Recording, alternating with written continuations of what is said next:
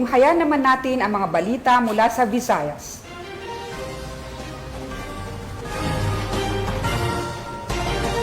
Nasabat ang mahigit kalahating milyong pisong halaga ng shabu mula sa isang high-value individual sa ikinasang bypass operation ng pinagsanib na puwersa ng PNP at ng Philippine Drug Enforcement Agency sa Tacloban City. Ang kampanya ng pambansang pulisya laban sa iligal na droga ay patuloy na isa pinakamahalagang tungkulin at hadikain ng kanilang hanay.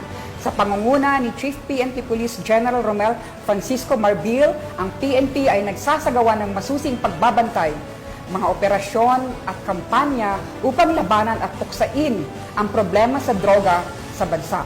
Yan ang report ni Patrolwoman Camberley Flores.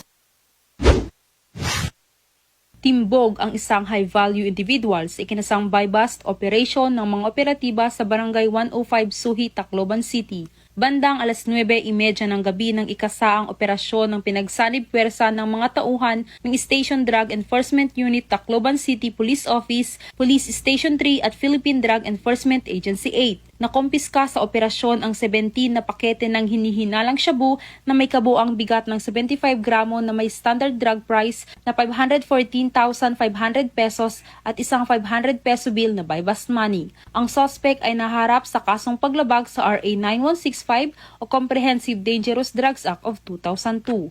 Mula dito sa Police Regional Office 8, ako ang inyong PNN Correspondent, Patrolwoman Flores, alagad ng batas, tagataguyod ng Balitang Pulis. Maraming salamat, Patrolwoman Flores.